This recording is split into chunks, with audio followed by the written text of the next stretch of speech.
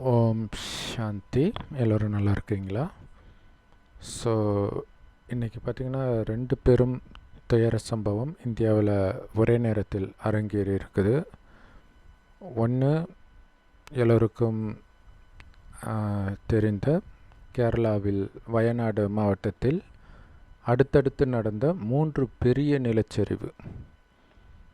அதே நேரத்தில் வடநாட்டில் ஜார்க்கண்ட் மாநிலத்தில் பார்த்திங்கன்னா ஹவுரா மும்பை ட்ரெயின் டீரெயில் ஆகியிருக்கு. தண்டவாளத்துலேருந்து வெளியில் இருக்குது, இடிச்சு, குட்ஸ் வண்டியில் இடிச்சு. ஸோ வயநாடை பற்றி பார்க்கலாம். ஆனால் இது யாரோ ஒருத்தர் சொல்லியிருக்கிறாங்க, வயநாட்டில் நடந்தது இயற்கையானது, ஆனால் ட்ரெயின் ஆக்சிடெண்ட்டு இயற்கை கிடையாது, மனித தவறுனால நடந்திருக்குது. ஸோ அந்த தண்டவாளத்தில் 30 கிலோமீட்டர் ஸ்பீடில் தான் போகணும், ஏன்னா அது அவ்வளோதான் தாங்கும். அந்த மாதிரி ஒரு பலகீனமான ஒரு பாத்துப்பில் இருக்குது. அதை இன்ஃபார்ம் பண்ணுறது நேரத்துக்கு அந்த பைலட்டுக்கு இன்ஃபார்ம் பண்ணல. அவர் 86 கிலோமீட்டர் ஸ்பீடில் இப்படி ஆக்சிடெண்ட் ஆகிருக்குது அப்படின்னு சொல்லியிருக்கிறாங்க. ஸோ இது அரசியலாக ஆளுங்கட்சி மேலே எல்லா கட்சிகளும் ப்ளேம் பண்ணிகிட்டு இருக்கிறாங்க. ஸோ இது ஒரு பக்கம் போகுது. இன்னொரு பக்கம் பெரும்பாலும் யாருமே யார் மேலேயும் ப்ளேம் பண்ணாத விஷயம் கேரளாவில் நடந்துகிட்டு இருக்குது. கடந்த ஒரு மாதமாக மழை சீசன், இன்னும் ஒரு மாதத்துக்கு அது தொடரும். ஸோ அதிலும் குறிப்பாக இந்த சம்பவம் நடக்கிறதுக்கு 24 மணி நேரம் முன்னாடி பார்த்திங்கன்னா 300 மில்லிமீட்டர் மழை பெஞ்சிருக்குது. ஸோ அப்போ அந்த கனமழையின் காரணமாக வயநாடு மாவட்டத்தில் ஒரு 3 இடங்களில் பயங்கரமான நிலச்சரிவு வருது. ஸோ காலையில் 1 to 2 மணி அளவில், அதிகாலை 1 to 2 மணி அளவில் முண்டகை அப்படிங்கிற இடத்துல முதல் நிலச்சரிவு ஏற்படுது. அதற்கு பிறகு அதுக்கு மேலே இருக்கக்கூடிய பகுதி சூரல் மலை அப்படிங்கிற பகுதியில். இதில் என்னென்னா, அந்த 1 மணிக்கு நடந்த நிலச்சரிவிலிருந்து மீட்டு மக்களை அதாவது நிலச்சரிவு ஏற்படுவதற்கு முன்பே அங்கேருந்து மீட்டு இங்கே நிலச்சரிவு ஏற்படுறதுக்கான அபாயம் இருக்குதுன்ட்டு அழைச்சிட்டு போய் சூரல் மலையில் இருக்கக்கூடிய ஒரு ஸ்கூலில் தங்க வச்சுருக்கிறாங்க. 2வது வந்த நிலச்சரிவு கரெக்டாக அந்த ஸ்கூல் இருக்கிற இடத்துல தான் அந்த ஸ்கூலே மண்ணுக்கடியில் போயிடுச்சு. ஸோ இது சின்ன வயசில் ஒரு கதை சொல்லுவாங்க, அந்த யமன்கிட்டேருந்து யாராலையும் தப்பிக்க முடியாது, 7 கடலுக்கு அடியில் போய் ஒரு பாதுகாப்பான பெட்டியில் வச்சுருந்தா கூட அந்த உயிரை எடுத்துடுவான் அப்படிங்கிற மாதிரி இருக்குது. இல்லை, இங்கேருந்து பாதுகாப்பாக அங்கே இருப்பாங்கன்னு போயிட்டால் அங்கேயும் கரெக்டாக அந்த ஸ்கூலில் இருக்கிற இடத்துல நிலச்சரிவு வந்திருக்குது. இதில் என்னென்னா, அந்த முண்டகை இடத்துல பார்த்திங்கன்னா ஒரு கிராமமே இருந்திருக்குது, ஒரு 500 குடும்பம் வசிக்கக்கூடிய கிராமம். ஸோ அந்த கிராமம் இப்போ இல்லவே இல்லை. அப்படி அது பார்த்திங்கன்னா ஒரு மலைப்பிரதேசமாக இருக்குது, ஃபுல்லாக இந்த டீ எஸ்டேட்டாக இருக்குது. மேலேருந்து ரொம்ப வேகமாக அது பார்த்திங்கன்னா ஒரு 8 மீட்டர் அகலம் கொண்ட ஒரு நதி போயிட்டு இருக்குது. ஆனால் பலத்த கனமழையினால் அதை கடந்து, அதுவுமே 2ஆக பிரிஞ்சு அந்த ஊரை சுற்றி இப்படி வர்றதுனால என்ன ஆகுதுன்னா, இப்படியே தண்ணி வர வர மண்ணை அரித்து அப்படியே நிலச்சரிவு ஆக ஆரம்பிச்சிருக்குது. அது ஒரு முக்கியமான காரணமாக சொல்கிறாங்க நிலச்சரிவுக்கு. ஸோ இங்கே கீழே விழுந்தோடனே அதுக்கு மேலே இருக்கிறதும் அடுத்தது விழ ஆரம்பிக்குது. இன்னும் மேலே விழறதுக்கு வாய்ப்பு இருக்குது அப்படின்னு அச்சத்தில் இருக்கிறாங்க. இப்போ இந்த 500 குடும்பம், 500 வீடுகள் இருக்கிற இடம் தெரியாமல் அப்படியே மண்ணுனால் கவர் ஆயிடுச்சு. ஸோ அது இருந்ததுக்கான அடையாளமே தெரியல. சேரும் தண்ணியும் சேர்ந்து ஓடிட்டு இருக்குது. அதை மீட்கிறதுக்காக பார்த்திங்கன்னா தமிழ்நாட்டிலேருந்து போயிருக்கிறாங்க, சிக்கிம்லேருந்து போயிருக்கிறாங்க, சென்ட்ரல் கவர்மெண்ட் அனுப்பிச்சிருக்கிறாங்க. இந்த மாதிரி நிறைய மீட்பு படையினர் போயிருக்கிறாங்க. போனாலுமே கூட அந்த ஒரு இடத்துலேருந்து இன்னொரு இடத்துக்கு அவங்களால போக முடியல. ஏன்னா அதுக்கு முன்னாடி இருந்த அந்த பிரிட்ஜெல்லாம் இந்த வெள்ளத்தில் அடித்து செல்லப்பட்டு இருக்குது. ஸோ அந்த ஒரு குறிப்பிட்ட இடம் முண்டகைக்கு போகிறதுக்கே 13 மணி நேரம் ஆகுதான். ஸோ இவங்க அந்த கயிறுலாம் கட்டி இப்படி போய் அது இல்லாமல் மழையும் நிற்கலை, மழையும் பயங்கரமாக இருக்குது. அங்கே 5 மணிக்கெல்லாம் இருட்டிடுமா இந்த சீசனில். ஸோ அதனால் இருட்டில் மீட்கிறது இன்னும் கஷ்டமாக இருக்கும். ஆல்ரெடி பார்த்திங்கன்னா ஒரு 123 பேர் இறந்துட்டாங்க அப்படின்னு கன்ஃபார்மாக பாடியை ரெக்கவர் பண்ணிட்டாங்க. ஆனால் 500 வீடு உள்ளே போய் இருக்குது அப்படின்னா குறைஞ்சது வீட்டுக்கு 2 பேராவது இருக்கிறாங்கன்னு வச்சா கூட 1000 பேர் ஆயிடுச்சு. ஸோ அந்த வாட்டர் ஃபால்ஸில் வந்த அந்த வேகத்தில் நிறைய பிணங்கள் அடிச்சுட்டு போய் 20 கிலோமீட்டருக்கு அண்ணாண்டு போய் பாடியெல்லாம் ரெக்கவர் பண்ணுறாங்க. ஸோ இந்த மாதிரி மீட்பு பணி வந்து நடந்துக்கிட்டே இருக்குது. இப்போ நம்ம ஏற்கனவே சொன்ன மாதிரி அந்த ட்ரெயின் ஆக்சிடெண்ட் வந்து அரசாங்கத்தின் மீது பழி போடலாம். ஆனால் இதை யார் மேலே நம்ம பழி போட முடியும்? ஆனால் அதையும் பழி போடாமல் இல்லை, அதையுமே சொல்கிறாங்க. அது வந்து அதுவும் அரசாங்கத்தின் கவனக்குறைவு தான். அந்த இடத்துல வந்து ரிசார்ட்லாம் கட்டுறதுக்கு அனுமதி கொடுத்துருக்கக்கூடாது. ஸோ ஏன்னா இமயமலையை விட இது ரொம்ப பழமை வாய்ந்த மலை அப்படின்னா அதை விட இது கடினமாக இருக்கணும். ஆனால் இவங்க வந்து அதை வணிக ரீதியாக அங்கே ரிசார்ட் கட்டுறதுக்கு இதுக்கெலாம் அனுமதி கொடுத்ததுனால தான் அது பலம் இழந்து இப்போ சரிய தொடங்குது அப்படின்னு சொல்கிறாங்க. ஸோ இந்தியாவிலே அதிகமாக நிலச்சரிவுகள் வந்து கேரளாவில் தான் எப்பயுமே நடக்குமா. இப்போ இதே பேரலாக பார்த்திங்கன்னா கர்நாடகாவிலையும் நிலச்சரிவு நடந்துக்கிட்டே இருக்குது. ஸோ இன்றைக்கி வந்து எந்த ஸ்டேட்டில் எது நடந்தாலும் அது இந்தியா ஃபுல்லாக பேசப்படுறதுக்கு ஒரு முக்கியமான காரணம் வந்து எல்லா ஸ்டேட்லேயுமே வட மாநிலத்தவர்கள் இந்த மாதிரி கூலி தொழிலாளர்களாக அதிகமாக வேலை செய்கிறது. இப்போ இந்த டீ எஸ்டேட்லேயே பார்த்திங்கன்னா கேரளா மாநிலத்தவர்கள் கூடவே நிறைய பீகார், வெஸ்ட் பெங்காலை சார்ந்தவர்கள்லாம் இருக்கிறாங்க. ஸோ அதுவும் ஒரு காரணம்தான் இன்றைக்கி எல்லோருமே இதில் ஃபோக்கஸ் பண்ணுறதுக்கு. இப்போ 500 குடும்பங்கள், அதாவது சுனாமி வந்து நமக்கு அந்த மாதிரி இருந்துச்சு இல்லையா, அவங்களுக்கு என்ன நடக்குதுன்னே தெரியறதுக்குள்ளே உயிர் போச்சு அப்படின்னு சொல்கிற மாதிரி இதுவும் இல்லையா. அது கூட மீனவர்கள் இருப்பாங்க, கொஞ்சம் முயற்சியாவது பண்ணுவாங்க. டக்குன்னு ஞாபகம் வந்தோடனே எல்லோருக்கும் அவங்களுக்கு நீந்த தெரியும், ஆனால் அப்படியும் யாரும் பழிச்ச மாதிரி தெரியல. அதே மாதிரி இதில் வந்து எதுவுமே பண்ண முடியாது இல்லையா, மண்ணே வந்து மூடுது. இன்னொரு விஷயம் என்னென்னா நிறைய பேர் உள்ளே இறந்து போயிருக்கிறாங்கன்றது ஒன்று. அந்த வீடு அப்படியே உள்ளே போயிருந்தால் அந்த மாதிரி நிறைய வீடு வந்து கொஞ்சம் ஒரு 2 மாடி வீடு அந்த மாதிரிலாம் இருக்கும்போது ஒரு ஃப்ளோர் ஃபுல்லாக உள்ளே போய் மேல் ஃப்ளோரில் கொஞ்சம் இருக்குது, அதையுமே திறக்க முடியாது, கதவெல்லாம் மண்ணை அடைச்சிட்டு இருக்குது. ஸோ அந்த மாதிரி இருக்கிறவங்க வந்து உயிரோடு கூட இருக்க வாய்ப்பு இருக்குது. ஆனால் அதை எப்படி மீட்க போகிறாங்க அப்படிங்கிறது வந்து ஒரு பெரிய சவாலாக இருக்குது. ஏன்னா அடுத்தடுத்து மழை பெஞ்சிக்கிட்டே இருக்கும் அப்படின்னு சொல்கிறாங்க. ஸோ கேரளா அரசாங்கம் வந்து 2 நாள் துக்கம் அனுசரிக்கிறதுக்காக லீவெல்லாம் கூட விட்டுருக்குறாங்க. இப்போ இதே மாதிரி பார்த்திங்கன்னா இதுவுமே இதுவரைக்கும் இல்லாத அளவுக்கு பேரழிவு அப்படின்னு சொல்கிறாங்க. அதே மாதிரி ட்ரெயின் ஆக்சிடெண்ட்லாம் பார்த்திங்கன்னா மாதத்துக்கு ஒரு ஆக்சிடெண்ட்டுன்ற மாதிரி ஆயிடுச்சு. இது வந்து இதுக்கு முன்னாடி நடக்காத ஒரு விஷயமாக இருக்குது. ஏன்னா ரோட்டில் நிறைய ஆக்சிடெண்ட் ஆகும் தெரியும், ட்ரெயின்லலாம் ஆக வாய்ப்பே கிடையாது அப்படின்னு நினச்சவங்களுக்கு இப்போ வந்து பயமாக இருக்குது. ஏன்னா அந்த ஆக்சிடெண்ட்டோடைய அளவு வந்து அதிகமாகிட்டே இருக்குது. ஸோ இது வந்து மேன்மேட் எரர், மனிதர்களால் வர தவறு அப்படின்னா கூட இவ்வளோ நாள் வராமல் இருந்தது, இப்போ திடீர்னு எப்படி வருது? ஆக்சுவலாக டெக்னாலஜிலாம் அதிகமாகுது அப்படின்னா உண்மையிலே இனிமேல் தான் வரக்கூடாது, ஆனால் இப்போ தான் வருது. ஸோ ஆக்சுவலாக 1 மாதத்துக்கு முன்னாடி தான் ஆஃப்ரிக்காவில் இந்த மாதிரி ஒரு கிராமமே மூழ்கிச்சு டக்குன்னு நிலச்சரிவுனால். அதை வந்து நம்ம யாரும் பெருசாக பேசவே இல்லை. மேபி பிபிசியில் வந்துச்சுன்னு நினைக்கிறேன், வேறு எந்த இதுலேயும் அதை பற்றி பேசலை. ஆனால் அது நமக்கும் வரும் அப்படிங்கிறது நமக்கு தெரியாமல் போச்சு. உலகத்தில் நடக்கிற எல்லா விஷயமே அப்படி தான். எங்கேயோ ஒரு மூலையில் நடக்குது அப்படின்னா இங்கேயும் வரப்போகுது. வராமல் இருக்கணும்னா நீங்கள் என்ன பண்ணணும்? நம்ம என்ன பண்ண முடியும்? அரசாங்கம் தானே பண்ணணும். அப்படின்னு நீங்கள் நினைக்கலாம். ஆனால் அது அப்படி கிடையாது. ஏன்னா இப்போ இந்த நிலச்சரிவெல்லாம் அரசாங்கம் என்ன பண்ண முடியும்? குற்றம் சுமத்துறது யார் வேணாலும் சுமத்தலாம். சுனாமியே வருது, அரசாங்கம் என்ன பண்ண முடியும்? நிலநடுக்கம் வருது, அரசாங்கம் என்ன பண்ண முடியும்? யாருமே எதுவுமே பண்ண முடியாது. ஆனால் நம்ம ஒன்று பண்ண முடியும்.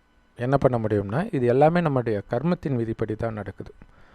நாம் நம்முடைய பாவங்களை அழிக்கிறதுக்கான முயற்சியிலும் இனி செய்யாமல் இருக்கிறதுக்கான முயற்சியிலும் நாம் ரொம்ப சின்சியராக இறங்கிட்டால் நாம் மட்டும் இல்லை, நம்மை சுற்றி இருப்பவர்களும் பாதுகாப்பாக இருப்பாங்க. அது எப்படி அப்படின்னா, பைபிளில் ஒன்று சொல்லப்பட்டிருக்கும். கடவுள்கிட்ட வந்து அப்ரஹாம் கேப்பார், ஒரு ஊரில் ஒரு 100 நல்லவங்க மட்டும் இருக்கிறாங்க, மற்றவங்க எல்லாம் கெட்டவங்க, அந்த ஊரை அழிப்பீங்களா அப்படின்னு கடவுள்கிட்ட கேட்கும்போது மாட்டேன்ற. 50 நல்லவர்கள் இருந்தால் மாட்டேன், 5 நல்லவர்கள் இருந்தால் மாட்டேன்ற. ஸோ அப்போ என்னென்னா, அந்த நல்லவர்கள், அதாவது அத்தனை பேர் மோசமானவர்களாக இருந்தாலும் அந்த ஒரு நல்லவனை கடவுள் பாதுகாக்கிறார். ஸோ அப்போ அப்படின்னா இவங்க எல்லாருமே தப்பிச்சிடுவாங்களா அப்படின்னா, அந்த நேரம் ஏதோ ஒரு காரணத்துக்காக இவர் வெளில போயிருப்பார், அந்த நேரம் அந்த ஊர் காலியாகும். ஸோ இப்போ இந்த மாதிரி இடங்கள்லே அந்த மாதிரி நடந்திருக்கும் இல்லையா? இப்போ ட்ரெயின் ஆக்சிடெண்ட், அதில் அந்த நேரம் கடைசி நேரத்தில் ஏதோ ஒரு காரணத்துக்காக நான் ட்ரெயினை கேன்சல் பண்ணியிருப்பாங்க. அதே மாதிரி வயநாட்டிலையும் அந்த நேரம் தான், ஏன்னா நிறைய மாநிலத்திலேருந்து வராங்களே, அவங்க சொந்த ஊருக்கு போயிருக்கலாம். ஸோ இந்த மாதிரி எல்லாம் அந்த கர்மத்தின் விதி பாதுகாக்கும். அப்போ அந்த பாவத்தை அழிக்கணும் அப்படின்னா முதல்ல பாவம்னா என்ன அப்படிங்கிறத தெரிஞ்சுக்கணும். ஏன்னா அதுவே யாருக்கும் தெரியாது. ஏன்னா இன்றைக்கி எதுவுமே பாவம் இல்லைன்னு ஆயிடுச்சு. கள்ளத்தொடர்பு பாவம் இல்லை, கறிமீன் சாப்பிட்றது பாவம் இல்லை, இந்த மாதிரி ஆயிடுச்சு இல்லையா? கேரளாவில் வந்து அதிகமாக மாட்டுக்கறி சாப்பிடுவாங்க அப்படின்னு சொல்லுவாங்க எல்லா. ஸோ இங்கே இருந்தெல்லாம் மாடெல்லாம் போகிறது பார்த்திங்கன்னா கேரளாவுக்கு தான் போகுது அப்படின்றாங்க. ஸோ எந்த மாமிசம் சாப்பிட்டாலுமே பாவம்தான். ஸோ இந்த மாதிரி நிறைய பாவங்கள் நம்ம செய்கிறோம். காமமே பாவம். கள்ளத்தொடர்பு தான் பாவம்னு இல்லை, கணவன் மனைவிக்கு இடையில் இருக்கக்கூடிய காமம் கூட பாவம்தான். ஸோ இவ்வளோ நாள் இது தெரியாமல் இருந்தோம், அது மட்டுமே குழந்தை பிறக்கிறதுக்கான வழியாகவும் இருந்தது. ஓகே, ஆனால் இப்போ அப்படி கிடையாது. இப்போ தெரிஞ்சிருச்சு காமம் பாவம். அப்போ எப்படி குழந்தை பிறக்கும்? இப்போ தான் டெஸ்ட் பேபி வந்து எவ்வளோ வருஷம் ஆகிடுச்சு, இன்னும் காமத்தினால தான் குழந்தை பிறக்கும் அப்படின்னு சொல்கிறதே வந்து ஒரு அறியாமையாக ஆகிடுச்சு. ஆனால் கடவுள் இந்த பூமியை 5000 வருடத்திற்கு முன்பு சொர்க்கமாக படைக்கும் பொழுது காமம் இல்லாமல் தான் குழந்தை பிறந்தது. எப்படின்னா, கணவனும் மனைவியும் நமக்கு ஒரு வாரிசு வேணும்னு நினைக்கும்போது மனைவி கர்ப்பம் அடைவாள். அந்த அளவுக்கு அவங்க பரிசுத்தமாக இருப்பாங்க. அங்கே இருக்கிறவங்களுக்கு காமம்னா என்னென்னே தெரியாது, கோபம், பற்று, பேராசை, அகங்காரம்னா என்னென்னே தெரியாது. அவ்வளவு செல்வம் இருக்கும், வைடூரியம் இருக்கும், ஒரு சின்ன இயற்கை சீற்றம் கூட இருக்காது. இன்றைக்கி திரும்புகிற பக்கமெல்லாம் இயற்கை சீற்றம் இல்லையா? 5 வருஷத்தில் பெய்ய வேண்டிய மழை 5 நாளில் பெஞ்சு தீர்த்துருதுன்றாங்க. ஸோ அதனால தான் பெரிய ஒரு பக்கம் பார்த்திங்கன்னா, உலகத்தில் ஒரு பக்கம் ஃபுல்லாக இந்த மாதிரி பயங்கரமான கனமழை, இன்னொரு பக்கம் பார்த்தா மழையே இல்லாமல் பஞ்சம், பட்டினி.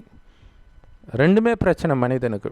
இது இல்லாமல் விலைவாசி அதிகமாகிறது எல்லாமே பார்க்குறோம். ஸோ உலக அழிவு நடந்துட்டு இருக்குது. ஆனால் சொர்க்கத்தில் உங்களுக்கு துக்கம் கொடுக்கக்கூடிய எந்த விஷயமும், இயற்கை சீற்றமாக இருக்கட்டும் அல்லது உடலில் ஒரு சின்ன தலைவலி கூட வராது. கண்டிப்பாக 150 வருடம் சராசரி இருப்பீங்க, எந்த நோயும் இல்லாமல். மரணம் அப்படிங்கிற வார்த்தையே அங்கே கிடையாது. ஏன்னா மரணம் வந்து உடம்புக்கு தானே, அங்கே உடல்ன்ற உணர்வுலே இருக்க மாட்டாங்க, இந்த உடலை இருக்கக்கூடிய ஆத்மா நான்ற உணர்வுலே இருப்பாங்க. ஸோ அப்போ இந்த உடலை விட்டு நான் இன்னொரு உடலை எடுக்க போகிறேன், எந்த உடலை எடுக்க போகிறேன்றது அவங்களுக்கு காட்சி கிடைக்கும்.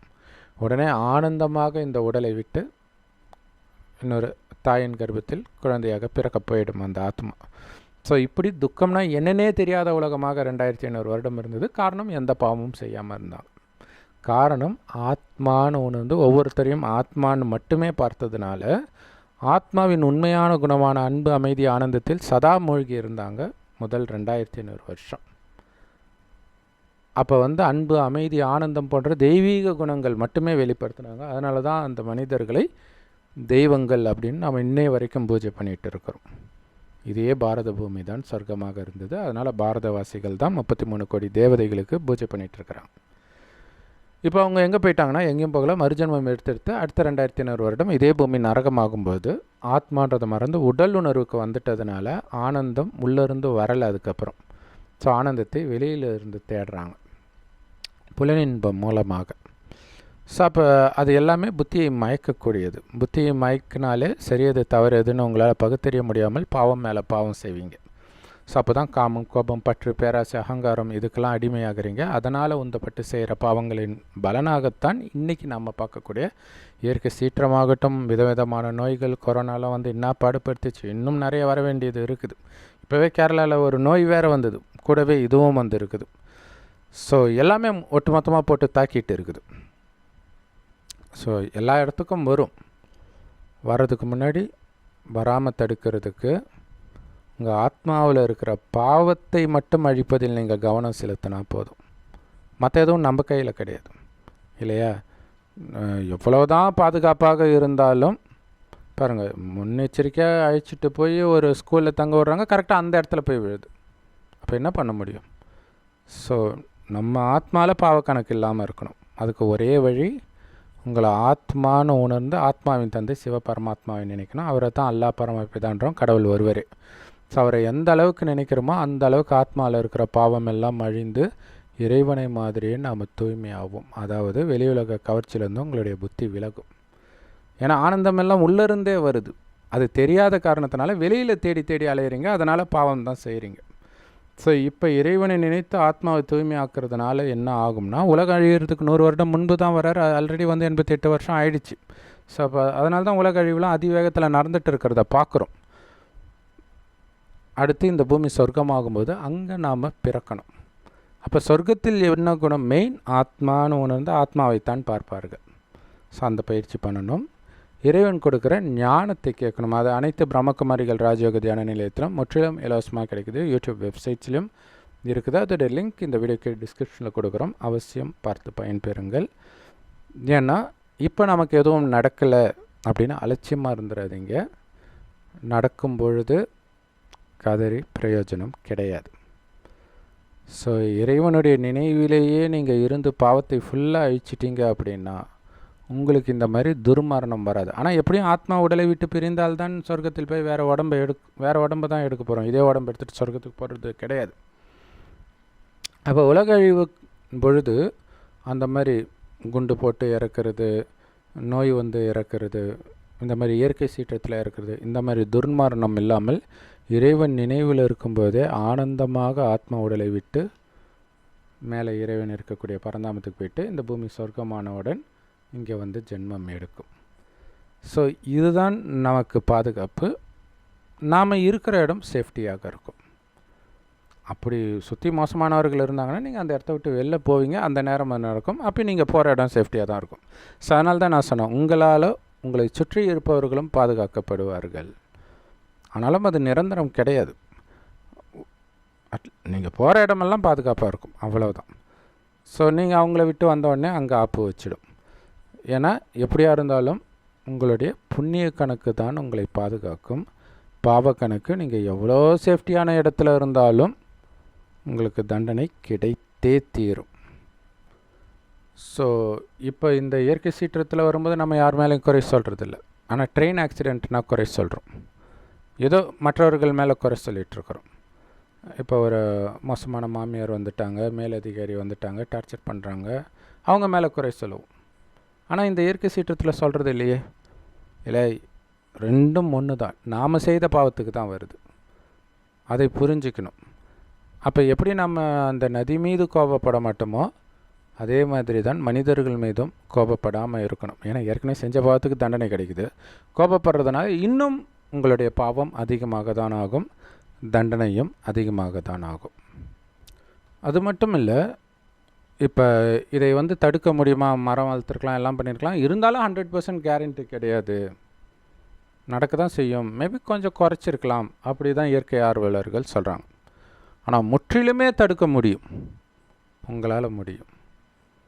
ஏன்னா சொர்க்கத்தில் எதுவுமே நடக்காது இல்லை, அந்த மாதிரி அசம்பாவிதம். அந்த சொர்க்கத்தையே நீங்கள் தான் எடுத்துகிட்டு வரீங்க. எப்படி அந்த சொர்க்கத்துக்கு போகிறதுக்கு உங்களை தகுதிப்படுத்திக்கிறதன் மூலமாக அடுத்த 2500 வருடத்துக்கு எந்த அசம்பாவிதமும் நடக்காது உலகத்தில். ஸோ அந்த மாதிரி உலகத்தை சீக்கிரமாக எடுத்துகிட்டு வரணும். அது உங்கள் கையில் இருக்குது.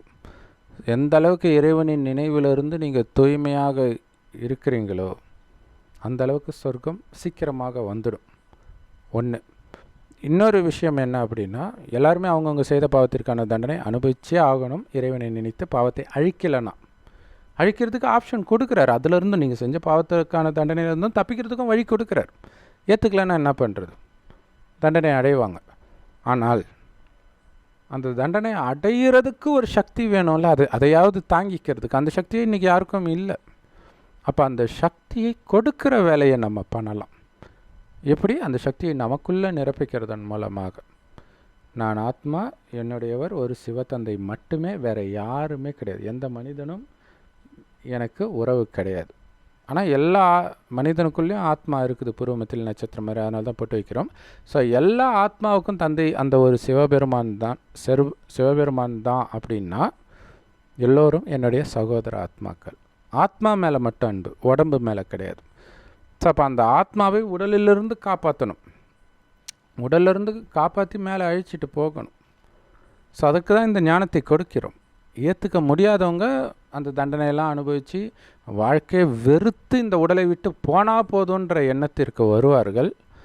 ஸோ அது வரைக்கும் அவங்க அனுபவிக்கிற தண்டனைக்கும் அதை தாங்கிக்கக்கூடிய சக்தியும் அந்த அமைதியையும் நம்மளால் அவங்களுக்கு நிரப்ப முடியும். நாம் அமைதியில் நிரம்பி இருந்தால், வெளி உலக கவர்ச்சியில் எதிலும் சிக்காமல் இறைவன் ஒருவரின் நினைவில் இருந்தால் அமைதியின் சொரூபமாக நீங்கள் ஆவீங்க.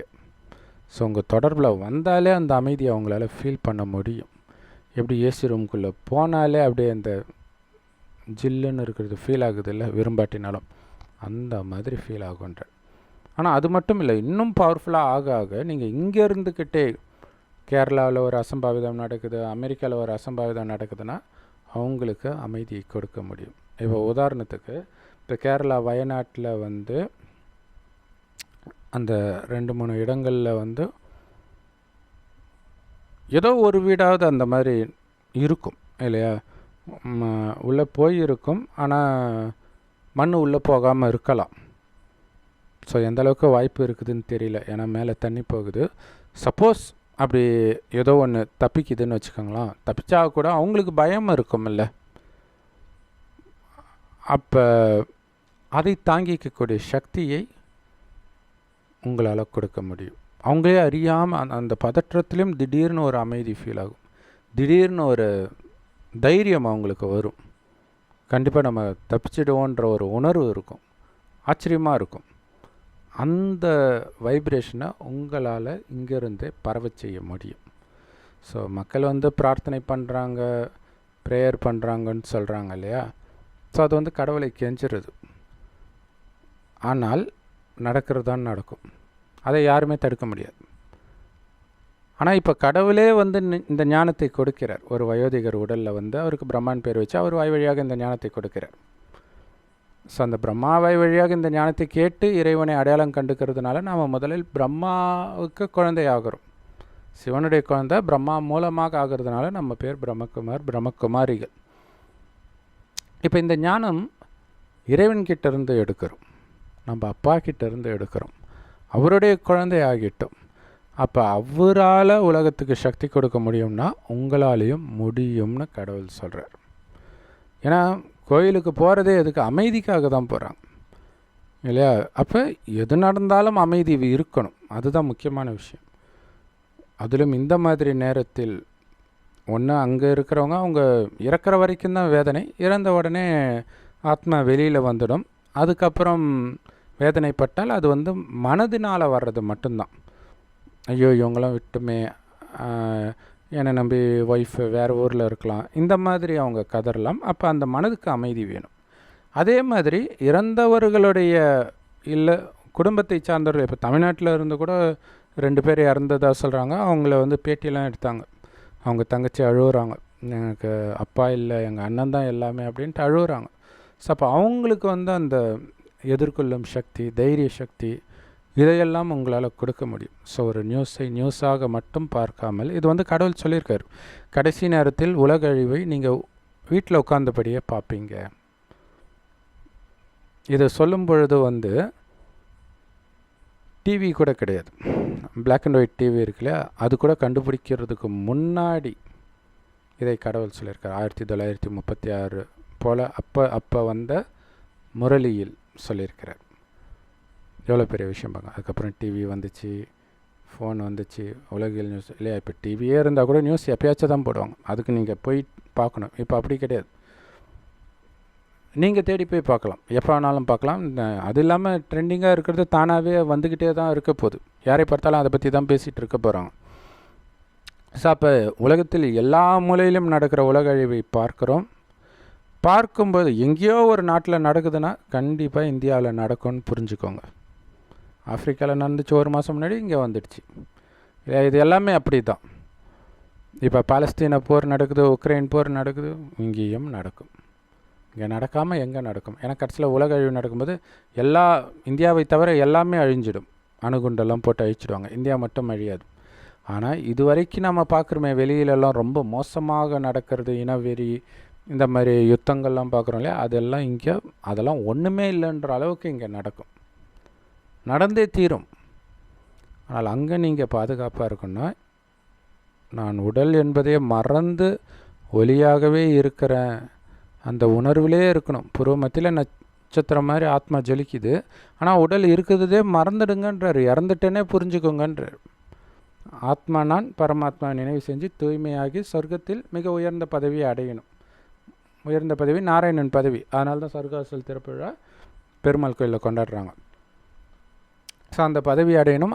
அதை லட்சியமாக வைத்து இறைவனையே நீங்கள் நினைவு பண்ணிட்டு இருக்கிறீங்க அப்படின்னா, கடைசியில் என்ன நடந்தாலும் உங்களையே கொலை பண்ண வந்தால் கூட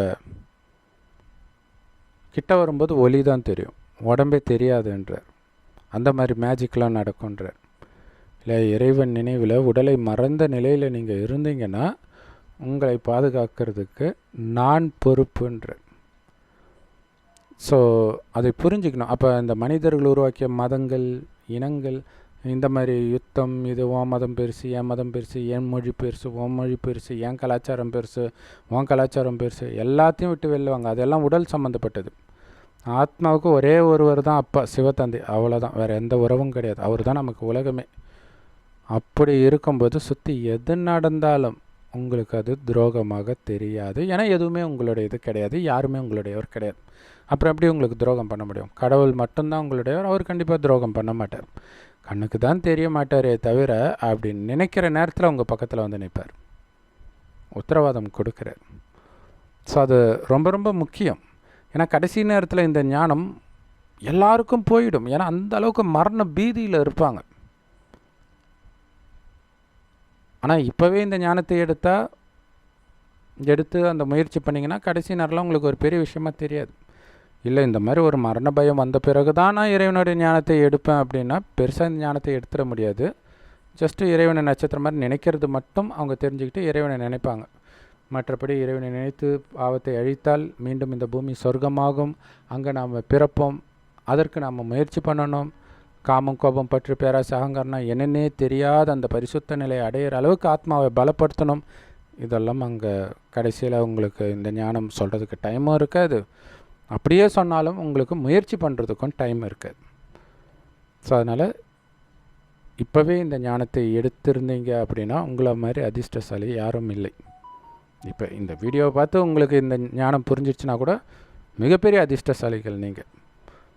உலகத்தையே உங்களால் காப்பாற்ற முடியும். அடுத்த 2500 வருடத்துக்கு உலகத்தில் எந்த மூலையிலையும் எந்த துக்கமும் இருக்காது. அந்த மாதிரி ஆகணும்னா முதல்ல நீங்கள் துக்கத்திலேருந்து முற்றிலும் விடுபடணும். அப்போ துக்கத்தை கொடுக்கறதுக்கு முக்கியமான 5 காரணங்கள் காமம், கோபம், பற்று, பேராசை, அகங்காரம் தான். ஸோ இதை விட்டிங்கன்னா தான் நீங்கள் அமைதியாக இருப்பீங்க, துக்கத்திலேருந்து விடுபட்டு இருப்பீங்க. அப்படி இருந்தால்தான் இந்த எண்ணங்கள், தூய்மையான எண்ணங்களின் மூலமாக, அதனால் உருவாகிற அதிர்வலைகள் மூலமாக உலகத்தையே தூய்மையின் அதிர்வலைகளால் உங்களால் நிரப்ப முடியும். அப்படி நிரம்பும்போது தான் இந்த பூமி சொர்க்கமாகவும் மாறுது. ஸோ அப்போ யோசிச்சு பாருங்கள். மற்றவர்கள் மேலே குறை சொல்வதற்கு பதிலாக இது கலியுகம், நாம் செஞ்ச பாவத்துக்கான தண்டனை தான் நமக்கு கிடைக்கும். ஆனால் அதிலிருந்து தப்பிக்கிறதுக்கான வழியும் சொல்கிறாரு. உலகத்தையே இந்த துக்கத்திலேருந்து காப்பாற்றுறதுக்கான வழியும் கடவுள் சொல்கிறார். அப்படின்னா இதை நாம் அலட்சியப்படுத்தலாமா? யோசிச்சு பாருங்கள். ஓம் சாந்தி. தேங்க்ஸ் ஃபார் வாட்சிங்.